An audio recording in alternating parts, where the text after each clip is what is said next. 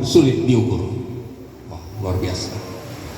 Sedalam dan hoposo bisa diukur, tetapi tentang Roh Kudus dalam dirimu seringkali sulit diukur. Itu kira-kira ya. Ini luar biasa nih. Terima kasih nih yang punya tempat ini. Ini mengingatkan ini. Cuma yang di bawahnya itu saya nggak mengerti apa itu. Enak gue intip aja lah. Apa itu maksudnya itu? Apanya yang diintip ini? Ya, itu luar biasa itu ya. Itu juga mengingatkan, jangan baku intip di sini. Oke? Ya, itu juga mengingatkan tentunya. Nah, bagaimana kita mengukur pakai kata itu ya? Bagaimana kita mengukur seseorang dikuasai oleh Roh Kudus? Ada banyak cara mengukur, tapi ada hanya satu hal yang pernah diungkapkan di dalam Galatia 5 ayat 22 sampai 23. Anak sekolah minggu pernah dengar buah roh? Pernah? Apa itu? Satu. Ada lagunya kan itu ya? Tahu lagunya itu? Tahu? Boleh kita nyanyi dulu? Juga dengan orang tua? Boleh ya? Tentang buah roh ini. Ibu masih ingat tuh lagu tuh, Bu?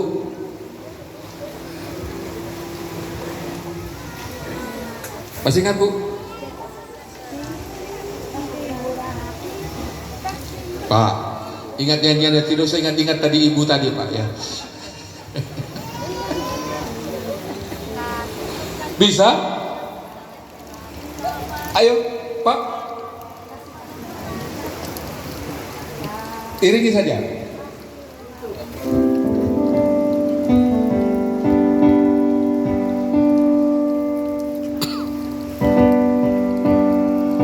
Ayo, bagi yang tahu, kita nyanyikan sama-sama.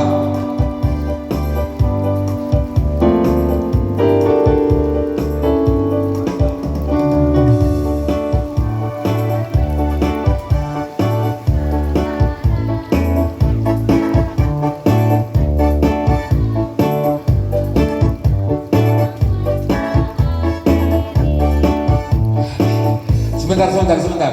Boleh kita nyanyikan bersama-sama lagu ini? Mari, yang tahu. Yang sudah lupa, ya nanti belajar ulang lah. Termasuk saya juga sudah lupa. Coba kita nyanyikan bersama. Silakan Ibu, dipandu. Ya. Mulai dengan apa tadi?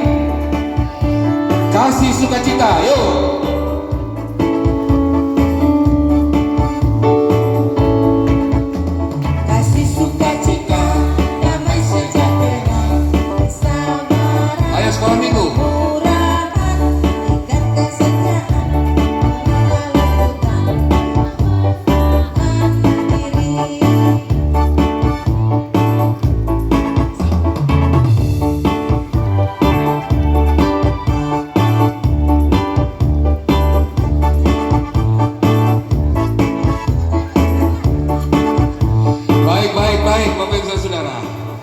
Nah, sebenarnya lagu seperti ini lagu yang bagus.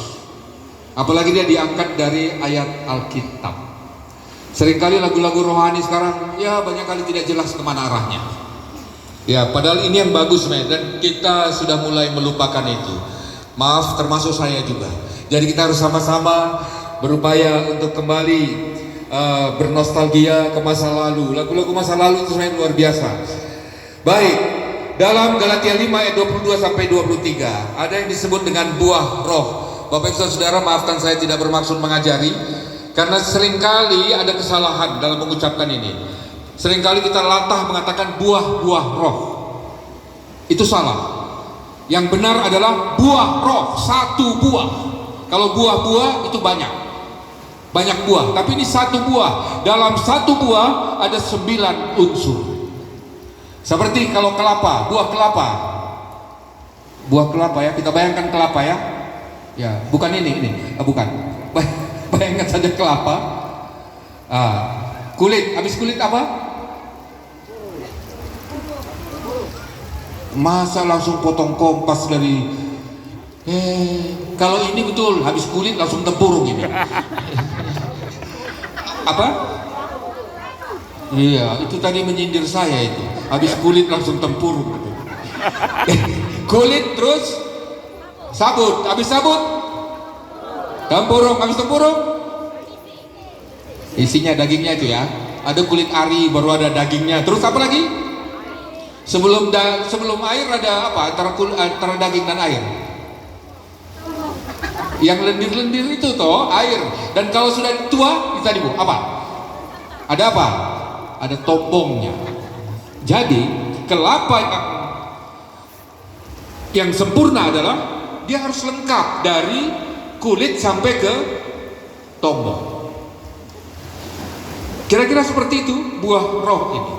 Dalam satu buah ada 9 unsur, merupakan satu kesatuan. Jadi dalam satu buah, kalau salah satu unsur itu tidak ada, maka itu belum sempurna. Jadi mari kita lihat bersama dalam Galatia 5:22-23. Tadi kan Tuhan Yesus mengatakan, tapi kamu akan menerima kuasa kalau Roh Kudus turun ke atas kamu. Apa tanda-tandanya seseorang dikuasai oleh Roh Kudus? Kalau dalam dirinya ada 1. Kasih, 2. Sukacita, 3. Damai sejahtera, 4. Kesabaran, 5. Kemurahan, 6. Kebaikan, 7. Kesetiaan, 8. kelemah lembutan, 9. Penguasaan diri. Harus lengkap semua ada. Kita katakan misalnya kita punya kasih tapi tidak punya sukacita, dari terbit matahari sampai terbenamnya mengkuru terus. Hati-hati Bapak Ibu, kalau selalu mengkuru di sini, semua bagian tubuhmu akan mengkuru nanti. Tidak percaya? Periksa nanti. Saya sudah pernah periksa ketika saya mengkuru, Pak. Saya periksa, mengkuru juga dia. Kok main? Maksudnya hati dan pikiran saya mengkuru juga dia. Sebentar kalau mandi di sini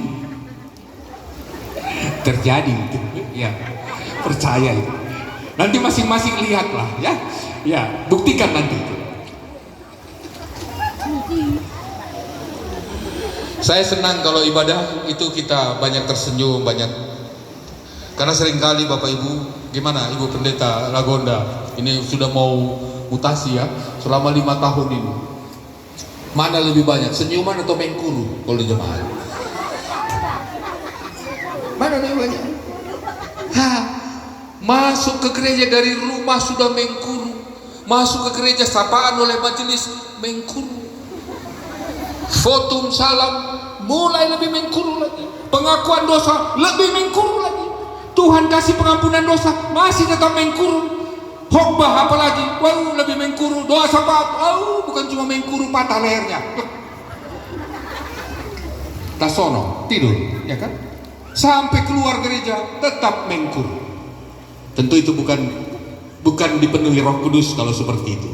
Jadi harus ada tadi kasih pertama, bisa kita lihat bersama-sama secara singkat Bapak Ibu.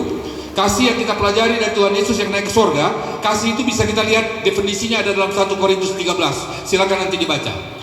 Ada banyak situ kasih ya, tidak sombong, tidak ini dan seterusnya. Tapi kita bisa belajar menyimpulkan kasih dari kasih Tuhan Yesus yang telah naik ke surga itu. Apa itu? Kasih yang Tuhan Yesus nyatakan adalah kasih yang bukan karena, kasih yang bukan supaya, tetapi kasih yang walaupun meskipun. Apa maksudnya itu? Kasih yang karena, misalnya, aku mengasihimu karena engkau baik padaku. Tidak, bukan itu kasih yang sebenarnya. Kasih itu bukan sebab, aku mengasihimu sebab engkau memberikan sesuatu kepadaku. Tidak, bukan itu. Tetapi kasih sejati adalah meskipun, walaupun. Tuhan Yesus bilang, aku tetap mengasihimu walaupun engkau menghujat aku, walaupun engkau menyiksa aku, memfitnah aku, menyalibkan aku, membunuh aku tetap mengasihimu. Itu kasih Yesus. Bagaimana Bapak Ibu dengan kita? Apa kita tetap bisa mengasihi, saling mengasihi, walaupun ketika bertemu engkau bermanis-manis di depanku, tetapi ketika di tempat lain engkau mengatakan sebaliknya tentang aku. Tapi kalau kita belajar dari Yesus, aku tetap mengasihimu apapun yang terjadi. Hari ini engkau bilang ya, besok kau katakan tidak, aku tetap mengasihimu sampai kapanpun itu. Iya kan? Ya juga bapak-bapak terhadap istri, apapun yang terjadi, walaupun dulu jambu Bangkok sekarang sudah jambu blender, aku tetap mengasihimu. Ya kan? Tetap. Jadi walaupun, meskipun, itu kasih yang diajarkan oleh Tuhan Yesus kepada kita semua, apapun yang terjadi. Terus tadi sukacita, kita harus selalu bersukacita. Orang yang bisa bersukacita adalah orang yang selalu bersyukur kepada Tuhan, apapun yang terjadi. Kemudian damai sejahtera. Bapak Ibu Saudara, Yesus yang naik ke surga adalah Raja Damai. Di dalam Mazmur 133, yang terbaik dan terindah adalah apa Bapak Ibu kita masih ingat? Hidup apa? Hidup rukun, hidup yang penuh damai sejahtera. Kemudian di ayat 3-nya dikatakan, sebab kesanalah Tuhan memerintahkan berkat kehidupan sampai selama-lamanya. Ke dalam apa? Ke dalam hidup yang rukun, ke dalam hidup yang damai sejahtera. Kalau kehidupan kita mengalami kesulitan, kita periksa dulu Bapak Ibu, kita sudah hidup rukun damai tidak? Di situ masalahnya selalu. Orang yang bisa damai sejahtera, dia bisa bekerja dengan baik, dia bisa berusaha dengan baik, berpikir dengan baik. Itu dia. Kalau hidup damai sejahtera, rukun dengan sesama. Untuk bisa rukun dengan sesama, kita harus rukun dengan diri kita sendiri dulu. Apa maksudnya itu rukun dengan diri sendiri? Bisa menerima apa adanya diri kita. Misalnya saya, Bapak Ibu Saudara, saya lebih baik ambil contoh diri sendirilah daripada ambil contoh orang lain. Saya baru dikatakan bisa hidup rukun dengan diri saya kalau saya bisa menerima diri saya apa adanya. Misalnya, dan tadi saya sudah sebut-sebut, kalau ada orang mengatakan kepada saya, hei Boba, itu di Tentena sekitarnya sana, Pamona, Petirologi, Tentena, Sanggen di sana, orang selalu panggil saya Boba. Anak kecil pun manggil kayak Boba. Kalau anak sekolah lain lagi, Bob, singkatan dari Boba, keren ya. Saya tidak boleh marah kalau ada orang mengatakan saya Boba. Kenapa? Karena saya menerima diri saya kan. Karena saya memang Boba. Kenapa saya harus marah? Kecuali kalau ada orang yang mengatakan kepada saya, hei gondrong, itu masalah. Bagian mana yang gondrong ini? Kenapa dia tahu? Kan begitu, Bapak Ibu Saudara. Jadi tidak boleh marah kalau orang bilang kepada saya apa adanya. Gitu. Misalnya ada orang mengatakan kepada saya, hei hidung pesek. Saya harus pakai kacamata tapi terlepas terus karena tidak cukup penongkatnya. Dan saya tidak boleh marah. Dan kalau ada orang mengatakan kepada Bapak Ibu misalnya atau anak-anak, hei pemalas, jangan marah. Kalau memang pemalas, caranya apa? Rubah diri jadi rajin sehingga kita bisa berdamai dengan diri kita dan orang lain. Kan gitu ya Bapak Ibu. Hei sombong, kalau memang sombong akui, rendahkan diri. Kan gitu Bapak Ibu Saudara. Hidup so susah masih sombong lagi. Oh deh. Bagaimana ya kalau sudah begitu Bapak Ibu Saudara? Nah, kita diingatkan oleh firman Tuhan, kita harus damai sejahtera. Caranya kita berdamai dengan diri sendiri, kita bisa berdamai dengan orang, terutama karena Tuhan sudah mau berdamai dengan kita. Tuhan Yesus yang mengampuni kita semua. Terus kita harus sabar, kesabaran. Sabar itu berbeda dengan sabir. Bapak Ibu tahu apa sabir? Sarap bibir, ya kan? Alias bangke nganga, ya kan? Nah itu dia. Sabar, ketika mendengar orang bicara sabar, jangan potong-potong misalnya apapun yang terjadi, ya sabar. Sabar itu bagaimana ya? Ada seorang pernah Bapak Ibu mengatakan kepada kami, bertanya, dia ini anaknya dari Ibu Bar, Ibu Pendeta Lagonda tahu itu ya, Johan Bar, tanya sama saya, Pendeta Damani, coba jelaskan apa itu sabar. Saya bilang, ya sabar. Agak sulit saya bilang. Terus dia mengatakan memang sulit menjelaskan, tapi kita bisa ambil contoh. Sabar itu seperti kucing katanya. Kucing yang sementara bertunggu dihukum. Bapak Ibu pernah lihat kucing begitu kan? Dia sabar di situ, tetapi dia tidak pasif, dia aktif, dia menunggu peluang-peluang. Kapan ada peluang, tangkap peluang itu. Itu orang sabar. Sabar, tapi dia tetap aktif melihat ada peluang-peluang dalam kehidupan ini, peluang yang baik, dia bisa menangkap itu. Itu orang sabar. Sabar itu bukan bermalas-malasan, bukan, tapi terus mengolah pikiran dan melihat situasi sekitarnya. Apa yang bagus ditanam, apa yang bagus dijual, apa yang bagus diusahakan dalam kehidupan ini. Gitu ya. Saya rasa Ibu Lydia juga selama ini memberikan bimbingannya kemana-mana ya, tentang bagaimana kita mengolah ekonomi ini, karena beliau ini pengusaha ya, gitu ya. Ya, kita bisa berbagi. Itu orang sabar seperti itu, apalagi pengusaha ya, apalagi siapa di sini yang bakios. Itu juga kan harus sabar, menunggu. Tidak bisa kita paksa orang, "Hei, sini beli ini." tidak bisa.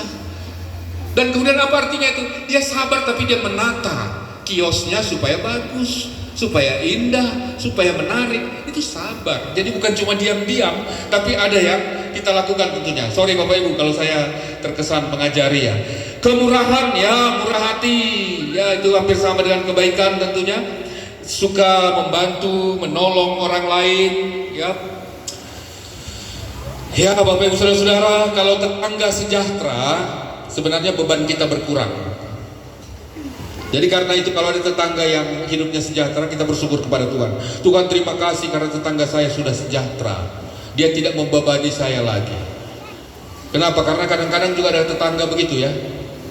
Dia bilang kepada anaknya, anak bikin dulu sama tante di sebelah.